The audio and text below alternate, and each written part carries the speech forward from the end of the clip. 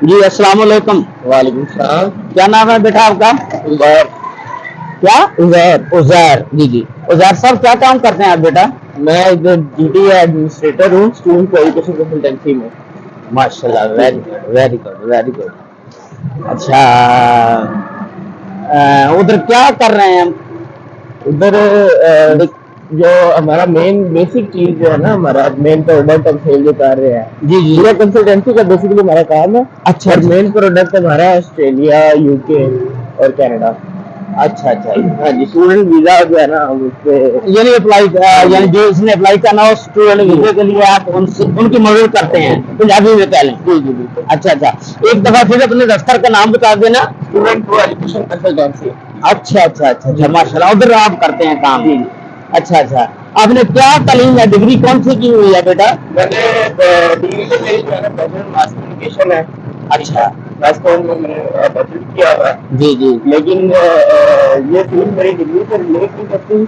अच्छा। बस वो कहते हैं ना एक अपना दरअसल ये जो ऑफिस है ना, ये बहुत ही करीबी अपने भाई हैं जिनका है। अच्छा उन्होंने मुझे जॉब ऑफर की, उन्होंने कहा कि आप वर्क करें हमारे साथ आकर। जी जी जी। और बस इसी वजह से जो है ना मुझे अच्छा यहाँ अच्छा पे। अच्छा, माशाल्लाह जी जी। माशाल्लाह। और जो वो दे रहे हैं सैलरी पैकेज वगैरह, उसमें गुजारा हो जाता है? बिल्कुल सर। माशाल्लाह। हैंड टू माउथ वाला हिसाब होता है, आपको पता है हाँ, जो महंगाई वाला बंदा जो है जी जी। वो ना कोई जो है ना मैरिड लाइफ में तो फिर तो जो है ना दोबारा वो पता मुश्किल होता है। अकेले बंदे का तो इजीली हो जाता है। हम्म। जैसा लिविंग एक्सपेंस निकल आता है सारा जो है ना वो। वैसे सब वीडियो मैंने पंजाबी में बनाई है, पहली उर्दू में बन रही है। अच्छा अच्छा। हाँ, पंजाबी च बनाने हैं, मेरा ख्याल है पंजाबी च बनानी चाहिए है। उसने कहा टॉपिक चेंज नहीं करता तो ठीक है। नहीं, उर्दू च बनाती। अच्छा ठीक अच्छा है। अच्छा, चलो अल्लाह खैर करे। हाँ अच्छा, जी। जेह्ड़ा मतलब जेह्ड़े मुल्क जेह्ड़े बंदे ने बाहर जाना होवे वो तुहाडे नाल राबता करे, तुसीं उहदी हेल्प कर सकदे हो। बिल्कुल जी, असली अंदर जो है ना बात साढ़े मतलब जितना हो सके हाँ जी। हेल्प करा। जो स्टडी वीजे पे जाना चाहता बिल्कुल होवे बिल्कुल। या दूसरे वीजे पे जाना चाहता होवे। जाना तो हर कोई चाहता होता है, हाँ जी। लेकिन डिपेंड करता है एलिजिबल कौन है, कौन उनके वास्ते अच्छा, अहल एलिजिबल कौन है, अहल है? कौन है। अच्छा अच्छा, और ये डॉक्यूमेंट्स वगैरह चेक करके हाँ फिर जी, पता लगेगा ना? डॉक्यूमेंट हो गया चेक करने की। हाँ। उन्हें 12वीं पास होना शर्त है। अच्छा, 12वीं पास होना शर्त है? हाँ जी। अच्छा, होर की इहदे वास्ते लाजमी ने डॉक्यूमेंट्स वगैरह? और ਇਹਦੇ ਵਾਸਤੇ ਜਿਹੜਾ ਹੈ ਨਾ ਇੰਟਰਮੀਡੀਏਟ ਤੁਸੀਂ ਜਿਹੜਾ ਇੰਟਰ ਦੇ ਅੰਦਰ ਨਾ ਤੁਹਾਡੇ ਨੰਬਰ ਜਿਹੜੇ ਨੇ ਉਹ ਮੈਕਸਿਮਮ ਤੁਹਾਡੇ 60% ਜਿਹੜਾ ਹੈ ਨਾ मार्क्स मिनिमम नंबर? 60% ਤੇ अच्छा, ਤੁਹਾਡਾ ਇਜ਼ੀਲੀ ਹੋ ਸਕਦਾ ਹੈ। यानी 60% नंबर हो तो बंदे दा वो अहल आ जाने। बिल्कुल जी। अच्छा, उस तो अलावा और की डॉक्यूमेंट्स चाहिए? ਉਸ ਤੋਂ ਇਲਾਵਾ ਫਿਲਹਾਲ ਜਿਹੜਾ ਹੈ ਨਾ ਇਸ ਤੋਂ ਇਲਾਵਾ ਤੁਹਾਡਾ ਇੰਗਲਿਸ਼ ਪ੍ਰੋਫੀਜਰ ਤੇ ਟੈਸਟ ਹੁੰਦਾ ਹੈ। अच्छा ਜਿਹੜਾ ਤੁਹਾਡਾ ਇੰਗਲਿਸ਼ ਜਿਹੜਾ ਹੈ ਨਾ ਬਸ ਜਾਂ ਤੁਸੀਂ ਠੀਕ ਹੋ ਜਾਂ ਕੀ ਹੋ। अच्छा ठीक है। अच्छा इंग्लिश का टेस्ट पास करना है जिन्होंने आपका आइल्स चाहिए या पीटी चाहिए। अच्छा अच्छा ठीक अच्छा है। ये टेस्ट वगैरह पास करके अच्छा फिर जो है ना आगे प्रोसीजर की तरफ पता जाता है। अच्छा प्रोसीजर तो बहुत लेंथी है, अच्छा लेकिन मैंने मेन ओवर में होता है अच्छा ये चीज जो है ना चाहिए। अच्छा। ਇਹਦੇ ਵਿੱਚ ਕਿੰਨਾ ਟਾਈਮ ਲੱਗ ਜਾਂਦਾ ਇਸ ਪ੍ਰੋਸੈਸ ਦੇ ਵਿੱਚ ਕੋਈ यानी यानी? मेरे पास एक कम से कम 3 महीना जो है चाहिए। अच्छा, 3 कभी यूनिवर्सिटी में दाखिला होता है।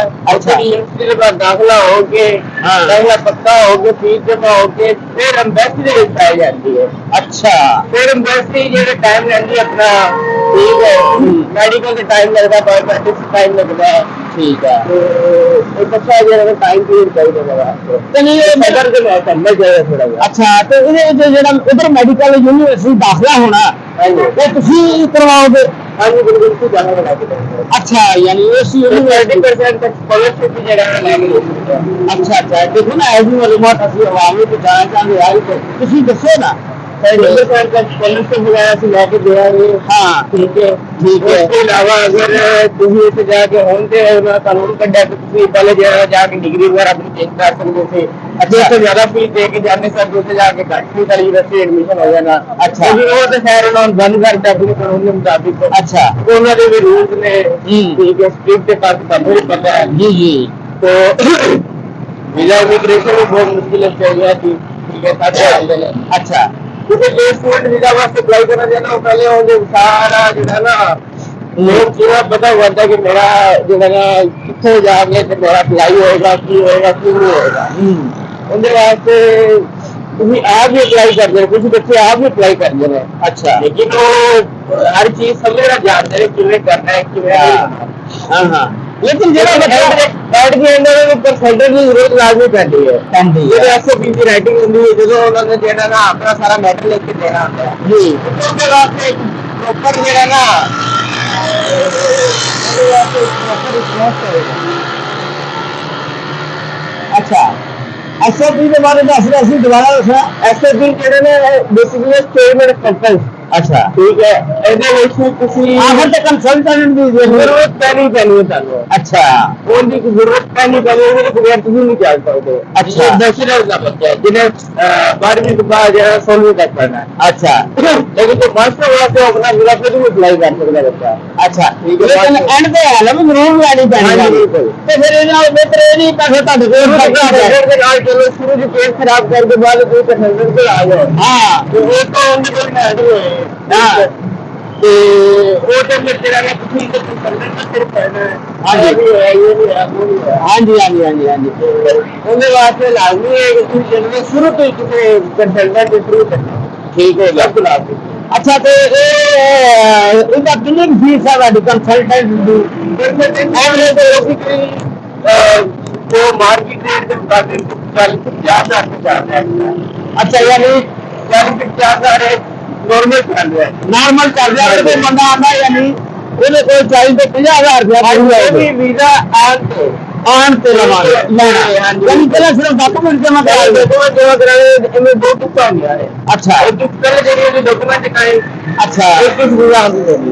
ठीक हो गया, तो इस प्रोसेस में 3 महीने लग जाए। हाँ जी, प्रोसेस कम से कम 3 महीने अपना चाहिए सबक पढ़ना कराना है। अठारह वो बंदा। हाँ जी।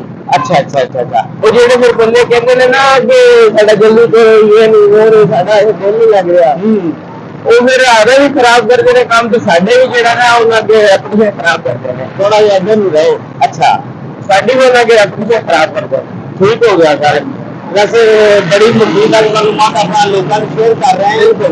माशाल्लाह लोगों ने तो यार सारा चैनल सब्सक्राइब भी कर दे शेयर भी कर ताकि ज्यादा से ज्यादा जो स्कूल आए स्टूडेंट बच्चे ने उन्होंने फायदा पहुंचे बाहर वीडियो वास्ते कितना समझ गए। हाँ जी हाँ, अपना दफ्तर है फैसलाबाद की अपना ऑफिस भी है कि कोई सिटी आमिर प्लाजा। अच्छा ठीक है भैया। अच्छा, मर्जी विजिट करें आपको 032573739195। ठीक है रास्ता नंबर है अपना तुम जो रास्ता करो साढ़े नाल जी जी इंशाल्लाह जिथे तक हो सके तो साढ़े नाल पूरी अपनी एफर्ट करांगे जी जी जो साढ़े को लोग कैसे गल करके यार वैसे 40-50,000 रुपया टोटल खर्चा आंदा वीजा ही लग जाना हर शे हो जाती है नहीं सिर्फ करते टाइम की। अच्छा, कंसल्टेंट की फीस है तो फिर वीजे ते कितने पैसे लगदे हैं? वीजे ते कम ਆਪਾਂ ਨੂੰ 1 ਕਰੋੜ ਰੁਪਏ ਦੀ ਸਟੇਟਮੈਂਟ ਚਾਹੀਦੀ ਜਿਹੜੇ ਬੈਂਕ ਵਿੱਚ ਕੈਸ਼ ਤੋਂ ਹੋਣਾ ਜਿਹੜਾ ਤੇ ਉਹ ਜਿਹੜਾ ਗਰੀਬ ਬੰਦਾ ਹੋਵੇਗਾ ਤੇ 1 ਕਰੋੜ ਰੁਪਏ ਦੀ ਸਟੇਟਮੈਂਟ ਦਿੰਦੇ ਨੇ ਲੋਕ। ਅੱਛਾ ਹਾਂਜੀ, और ਉਸ ਤੋਂ ਇਲਾਵਾ ਜਿਹੜੀ ਤੁਹਾਡੀ ਫੀਸ ਹੈ ਨਾ ਨੋਰਮਲ ਤੋਂ ਨੋਰਮਲ ਯੂਨੀਵਰਸਿਟੀ 15 लाख से स्टार्ट हो रही है।